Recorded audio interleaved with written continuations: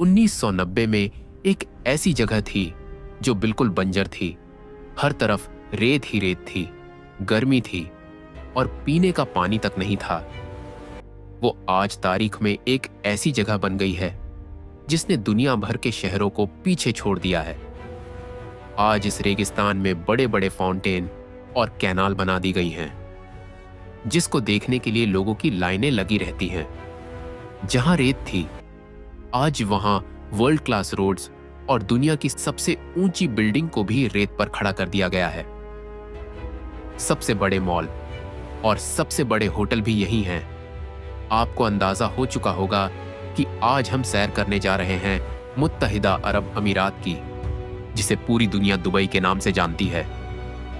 इस कंट्री के शेख तो बहुत अमीर हैं, लेकिन इसके बावजूद उनकी औरतें क्यों भाग जाती हैं?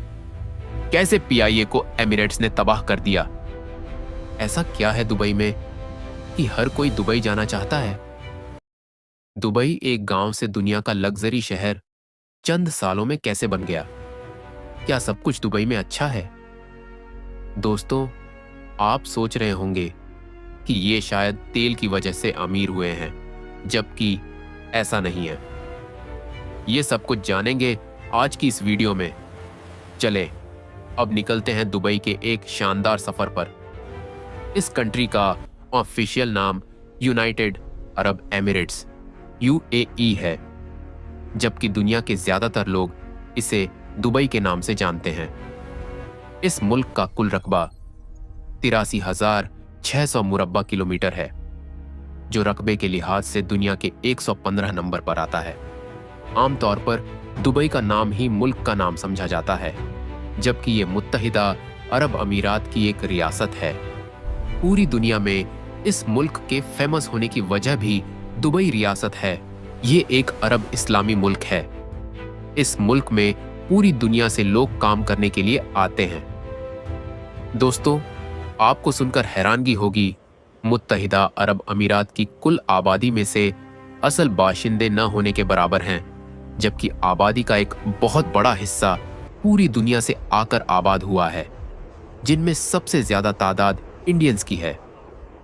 ज्यादातर लोग एशिया से काम के लिए घर बार छोड़कर दुबई आते हैं, क्योंकि चंद सालों में दुबई ने बहुत ज्यादा रोजगार के मौके फराहम किए हैं। लेकिन काम के साथ साथ अय्याशी के लिए भी सबसे ज्यादा लोग इसी मुल्क में आते हैं, क्योंकि ये कंट्री तो मुस्लिम है, लेकिन अय्याश का सामान और बेहयाई भी आम हो चुकी है, जो टूरिस्ट को अपनी तरफ मुतवज्जो करती है। इस मुल्क की 7 रियासतें हैं, जिनमें दुबई, अल कौवैन, अजमान, अबू धाबी, रास अल खैमा, फजीरा और शारजाह हैं। ये तमाम रियासतें, जिन्हें आप सिटीज भी कह सकते हैं। मुत्तहिदा अरब अमीरात दुनिया के अमीर तरीन ममालिक में आता है। इस मुल्क की GDP 545 बिलियन डॉलर है। GDP के लिहाज से यहां के लोगों की सालाना आमदनी 49,000 डॉलर है, जो इंडिया, पाकिस्तान और बांग्लादेश जैसे ममालिक से बहुत ज्यादा है। और यही वजह है कि आप किसी भी पाकिस्तानी से पूछें कि काम करने के लिए किस मुल्क में जाना चाहते हैं, तो ज्यादातर का जवाब दुबई होगा। इस मुल्क में बेरोजगारी बिल्कुल न होने के बराबर है, मतलब सभी काम करते हैं। आपने सुना होगा कि पिछले 2 साल से पाकिस्तानियों के लिए दुबई के वीजे मुश्किल से लग रहे थे। खास तौर पर जवान लोगों को वीजा नहीं दिया जाता था। इसकी क्या वजह थी? लेकिन यह पाबंदी सिर्फ पाकिस्तान के लिए नहीं थी, बल्कि ईरान, केन्या, तुर्की, यमन, शाम, इराक, लीबिया, सोमालिया, अफगानिस्तान और पाकिस्तान शामिल थे, जबकि इंडिया के वीजे हमेशा से खुले हैं। पाकिस्तान के वीजा बंद करने की वजह यह बताई गई है कि पाकिस्तान से कुछ लोग मांगने का काम करते थे। गवर्नमेंट के खिलाफ सोशल मीडिया इस्तेमाल किया जाता था, वीजे की मियाद से ज्यादा रहते थे। इसके अलावा दुबई में करप्शन भी करते थे। दोस्तों, ये काम चंद लोग करते हैं, लेकिन इसकी सजा पूरे पाकिस्तान को बर्दाश्त करना पड़ती है। अल्लाह ताला उन लोगों को हिदायत दे।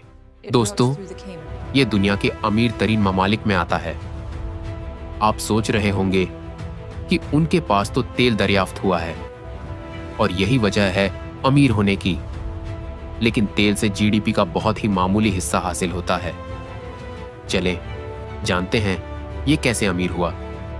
पाकिस्तान से सिर्फ 1540 किलोमीटर के फासले पर अरब का एक ऐसा हिस्सा है जिसका नाम मुत्तहिदा अरब अमीरात है। असल में ये 7 रियासतों के बादशाहों से मिलकर बना है, इसलिए इसे यूएई कहा जाता है। इनकी हर रियासत के अपने बादशाह हैं, लेकिन उन्होंने एक चीज आपस में डिसाइड की है कि अबू धाबी का बादशाह हमेशा सदर होगा और दुबई का बादशाह हमेशा प्राइम मिनिस्टर होगा, और सारी पावर भी इन 2 रियासतों के पास है। दुबई को समझने के लिए तारीख में पीछे जाना पड़ेगा। 1820 में यहां कुछ भी नहीं था, सिर्फ मछली पकड़ने वालों का गांव था। कुछ अरसा बाद उन्होंने मोतियों का कारोबार शुरू किया। असल किस्मत 1958 में दुबई की बदली जब शेख राशिद बिन सईद दुबई के किंग बने। उन्होंने इस गांव को चमकता हुआ शहर बनाया। सबसे पहले अपनी पोर्ट को गहरे पानी की पोर्ट बनाया, जिससे बड़े बड़े जहाज बंदरगाह में आ सके। इसके बाद 1966 में ऑयल की दरियाफ्त हुई, लेकिन ऑयल का पैसा भी इंफ्रास्ट्रक्चर पर लगा दिया गया। 1968 में ब्रिटिश यहां से चले गए और 1971 में तमाम बादशाह एक हो गए, जिससे यूएई बन गया। इसके बाद एक और पोर्ट बनाई गई जिसका नाम जबल अली पोर्ट है, जो इस वक्त भी मिडिल ईस्ट की सबसे बड़ी पोर्ट है। इसके बाद शेख राशिद ने बहुत ही मुनफरिद कस्म का फैसला किया कि इस पोर्ट से जो भी गुजरेगा कोई टैक्स नहीं होगा। शेख राशिद का यह फैसला इस मुल्क के लिए गेम चेंजर साबित हुआ और ये पोर्ट दुनिया के ममालिक के लिए सबसे फेवरेट पोर्ट बन गई। हर कोई यहां आने लगा, जिससे दुबई का इंफ्रास्ट्रक्चर बहुत तेजी से डेवलप होने लगा। इसके बाद दुनिया के सबसे बेहतरीन स्किल्ड लोगों को बुलाया गया। पूरे अरब में से दुबई टेक्नोलॉजी और डेवलपमेंट में सबसे आगे चलने लगा। दोस्तों, यहां आपको सुनकर हैरानगी होगी, इस वक्त पाकिस्तान का कराची एयरपोर्ट दुनिया का मसरूफ तरीन एयरपोर्ट था। इसकी सबसे बड़ी वजह थी लोकेशन, और पीआईए को दुनिया की बेहतरीन एयरलाइन समझा जाता था। लेकिन ये सब कुछ होता हुआ शेख राशिद देख रहे थे, क्योंकि दुबई की भी लोकेशन अच्छी थी। 1985 में शेख राशिद ने अपनी एयरलाइन शुरू की, जिसका नाम एयर एमिरेट्स रखा। और क्या आप जानते हैं, शेख राशिद ने पाकिस्तान के ही पीआईए के जहाज ज्यादा पैसे देकर किराए पर लिए। यहां तक कि पाकिस्तान का पीआईए का सारा बिजनेस अपने मुल्क में शिफ्ट कर लिया। अपनी एयरलाइन पर टैक्स भी 0 कर दिया, जिससे पूरी दुनिया से मुकाबला करना आसान हो गया, और आहिस्ता आहिस्ता ये दुनिया की सबसे बेहतरीन एयरलाइन बन गई। दोस्तों, आप अगर दुबई गए हो तो दुबई को ऐसा बनाया गया है कि आप दुनिया के किसी भी कंट्री से बिना झिझक के आ जा सकते हैं, और एक बार आने वाला दोबारा भी जरूर आता है, क्योंकि टूरिस्ट को बहुत अच्छा माहौल दिया गया है। शेख राशिद का ये सफर एक छोटी सी पोर्ट बनाने से शुरू हुआ, लेकिन शेख राशिद का विजन यही था कि पूरी दुनिया के लोग यहां आएं, और इस मकसद को हासिल करने के लिए वक्त के साथ साथ बड़े फैसले किए गए हैं, जिसने आज दुबई को दुनिया की सबसे बड़ी टूरिस्ट और अमीर कंट्री की लिस्ट में खड़ा कर दिया है।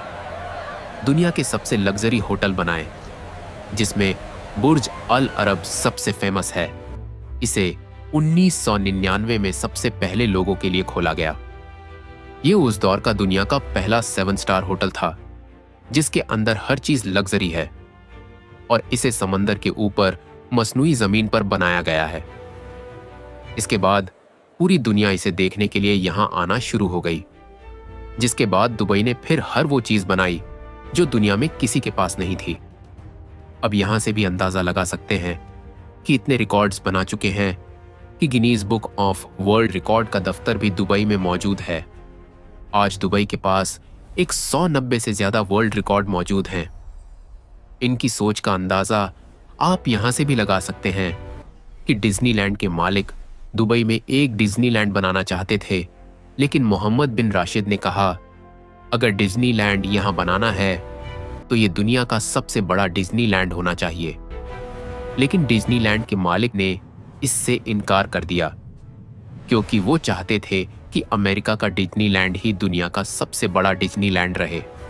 फिर मोहम्मद बिन राशिद ने अपना ही दुबई लैंड बना लिया, जो अमेरिका के डिज्नीलैंड से भी 2 गुना बड़ा है। चले अब आपको दुबई के कुछ अजीब फैक्ट्स बताते हैं। दुबई पुलिस को दुनिया की अमीर तरीन पुलिस भी कहा जाता है, क्योंकि दुबई पुलिस के पास सुपर कार्स मौजूद हैं, जिनमें बुगाटी, लैम्बोर्गिनी और फेरारी शामिल हैं। इसका मकसद टूरिस्ट को मुतासिर करना भी है, ताकि टूरिस्ट को यह महसूस हो कि वो दुनिया के अमीर तरीन मुल्क में सैर के लिए आए हैं। दुबई में गोल्ड खरीदना इतना ही आसान है जितना एक बिस्कुट खरीदना। आपने चॉकलेट बिस्कुट की वेंडिंग मशीनें तो देखी होंगी। क्या आपने गोल्ड की वेंडिंग मशीन देखी है, जिसमें पैसा डालें और खालिस गोल्ड आपके हाथ में आ जाता है? जी हां, दुबई में ऐसी मशीनें मौजूद हैं। इसी वजह से 2013 में पूरी दुनिया में बिकने वाले सोने का एक बहुत बड़ा हिस्सा सिर्फ दुबई में सेल हुआ था, जिसका वजन 22 टन था। आपने मलिक रियाज के बारे में टीवी में सुना होगा कि वो दुबई में अपना प्रॉपर्टी का बिजनेस शुरू कर रहे हैं। वैसे ये प्रोजेक्ट दुबई साउथ के एरिया की तरफ बनाया जा रहा है, लेकिन सोचने की बात यह है कि उन्होंने दुबई ही क्यों सिलेक्ट किया। इसकी सबसे बड़ी वजह यह है कि दुबई में इनकम टैक्स भी 0 है और प्रॉपर्टी गेन टैक्स भी 0 है। यही वजह है कि प्रॉपर्टी के बड़े बड़े बिजनेसमैन पाकिस्तान से पैसा दुबई में शिफ्ट कर रहे हैं। दुबई के कुछ अमीरजादे अरबी अपने घरों में सोने का टॉयलेट भी लगाते हैं। इस कंट्री में 2 करोड़ से ज्यादा लोग टूरिस्ट के लिए सालाना आते हैं।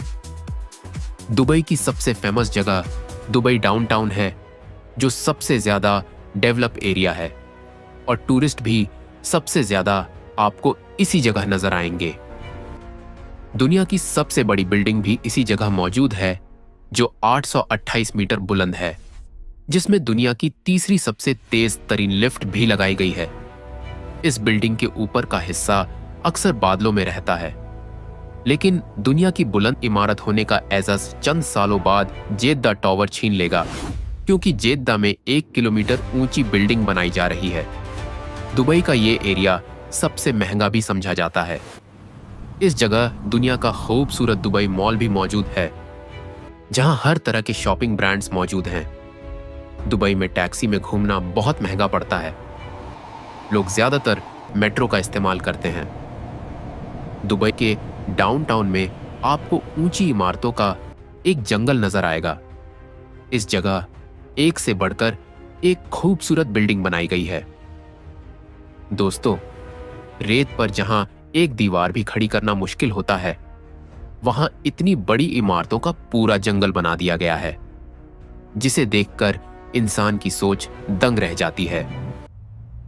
इसी वजह से कहा जाता है, दुनिया की सबसे लग्जरी गाड़ियां भी दुबई की सड़कों पर आपको चलती हुई नजर आएंगी। ऐसी गाड़ियां जो आपने आज से पहले सिर्फ इंटरनेट पर देखी होंगी। यहां आपको एक और हैरानकुन बिल्डिंग के बारे में बताते हैं, जिसे दुबई फ्रेम कहा जाता है। यह दुनिया का सबसे बड़ा तस्वीर का फ्रेम है, जो 150 मीटर ऊंचा है। इसकी खास बात यह है कि इसकी लोकेशन ऐसी जगह रखी गई है कि अगर आप इसके एक तरफ से देखें तो आपको पुराना दुबई नजर आएगा, और दूसरी तरफ से देखें तो नया जदीद दुबई। ये इमारत माजी और हाल को जोड़ने का एक बेहतरीन नमूना है। दुबई ने सिर्फ बिल्डिंग्स में ही नहीं, बल्कि जमीन के नीचे भी कमाल कर दिखाया है। यहां डीप डाइव दुबई के नाम से दुनिया का सबसे गहरा स्विमिंग पूल मौजूद है, जिसकी गहराई 60 मीटर है।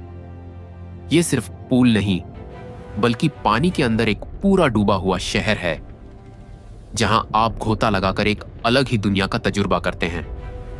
दुबई के बीचेस भी साफ सुथरे हैं, लेकिन इसके साथ साथ फहाशी भी बीचेस पे आम है। इनमें सबसे फेमस बीच जुमेराह बीच रेजिडेंस है। रात के वक्त डाउनटाउन का नज़ारा देखने लायक होता है। दुबई में एक ऐसा एरिया बनाया गया है जहां आपको पूरी दुनिया की सखाफत नजर आएगी। उसे ग्लोबल विलेज कहा जाता है। इस जगह बड़ी तादाद में टूरिस्ट आते हैं। हर कंट्री का अपना पैवेलियन बनाया गया है जहां अपने अपने कंट्री की सखाफत पेश की जाती है, जैसे पाकिस्तान, इंडिया, अफगानिस्तान वगैरह। दोस्तों, वो इलाका जहां कोई जाना भी पसंद नहीं करता था, आज दुनिया का सबसे मसरूफ तरीन एयरपोर्ट भी दुबई में मौजूद है। अगर आपको दुनिया की कोई भी फ्लाइट लेनी हो तो आपको दुबई से आसानी से मिल जाती है। अगर बात की जाए टेक्नोलॉजी की, तो दुबई टेक्नोलॉजी में भी किसी से कम नहीं है। टेक्नोलॉजी को देखने के लिए आपको future museum of the future में जाना पड़ेगा, जहां जाकर आपको लगेगा कि आप फ्यूचर में चले गए हैं। इस बिल्डिंग का आर्किटेक्चर भी बहुत मुनफरिद है। इसके अलावा दोस्तों, दुबई ने समंदर का सीना चीरकर इंसान का बनाया हुआ सबसे बड़ा जजीरा भी बना डाला है, जिसे पाम जुमेराह कहते हैं। यह खजूर के दरख्त की शक्ल का जजीरा है जो खला से भी नजर आता है। यहां दुनिया के महंगे तरीन होटल और विलाज मौजूद हैं। रेत के ऊपर फूल उगाना नामुमकिन समझा जाता था, लेकिन दुबई ने मिरेकल गार्डन बनाकर इस नामुमकिन को भी मुमकिन कर दिखाया है। यह दुनिया का सबसे बड़ा फूलों का बाग है, जहां करोड़ों की तादाद में फूल मौजूद हैं, जो रेगिस्तान के बीचों बीच एक मौजे से कम नहीं है। दोस्तों, क्या आपने कभी सोचा है कि रेगिस्तान में जहां पीने का पानी नहीं था, वहां आज पानी कैसे पूरा होता है? दुबई अपनी जरूरत का ज्यादातर पानी समंदर के खारे पानी को मीठा करके हासिल करता है। उनके पास दुनिया के बड़े बड़े डीसैलिनेशन प्लांट्स हैं जो समंदर के पानी को पीने के काबिल बनाते हैं। और मजे की बात यह है कि यहाँ क्राइम रेट यानी जुर्म की शरह सिफर के बराबर है। आप रात के 3 बजे भी सड़क पर अकेले घूम सकते हैं। आपका कीमती सामान कोई नहीं छीनेगा। ये सेफ्टी दुबई को फैमिलीज के लिए बेहतरीन जगह बनाती है। लेकिन दोस्तों, ये सब नज्म व जब्त ऐसे ही नहीं आया। दुबई में कवानीन बहुत सख्त हैं। यहाँ सड़क पार करने के लिए अगर आप जेब्रा क्रॉसिंग का इस्तेमाल नहीं करते तो आपको भारी जुर्माना हो सकता है। यहाँ तक कि अगर आपकी गाड़ी गंदी है तो पुलिस आपको फाइन कर सकती है, क्योंकि ये शहर की खूबसूरती खराब करती है। पब्लिक ट्रांसपोर्ट में कुछ भी खाना पीना मना है, हत्ता कि च्युइंग गम खाने पर भी पाबंदी है, ताकि सफाई बरकरार रहे। दुबई को बनाने में इंडिया, पाकिस्तान और बांग्लादेश के वर्कर्स ने बड़ी तादाद में काम किया है। बहुत से वर्कर्स की सैलरीज भी कम होती हैं। यहाँ वर्कर को कफील रखना पड़ता है। इसे कफाला सिस्टम कहा जाता है। इसमें टिकट, सैलरी और घर भी दिया जाता है, लेकिन सारी मर्जी कफील की चलती है। अक्सर आपका पासपोर्ट वगैरह भी कफील के पास रहता है। कफील आपको किसी भी तरह ब्लैकमेल कर सकते हैं, क्योंकि कफील जब चाहे आपका वीजा भी खत्म करवा सकता है। इसी वजह से कुछ लोग इस सिस्टम को गुलामी का सिस्टम भी कहते हैं। दोस्तों, अरब के तलवार उठाकर नाचने से, तुर्की के सल्तनत उस्मानिया के ड्रामे बनाने से और पाकिस्तान के मिली नगमे गाने से कभी भी फलस्तीन के मुसलमानों की मदद नहीं हो सकती। अल्लाह ताला फलस्तीन के मुसलमानों की मदद फरमाए। दोस्तों, ये थी आज की हमारी इंफॉर्मेटिव और दिलचस्प वीडियो। आपको वीडियो कैसी लगी कमेंट में जरूर बताइएगा। आने वाले दोस्तों से गुजारिश है, हमारे चैनल को सब्सक्राइब और लाइक जरूर कीजिएगा। अगली वीडियो तक के लिए अल्लाह हाफिज।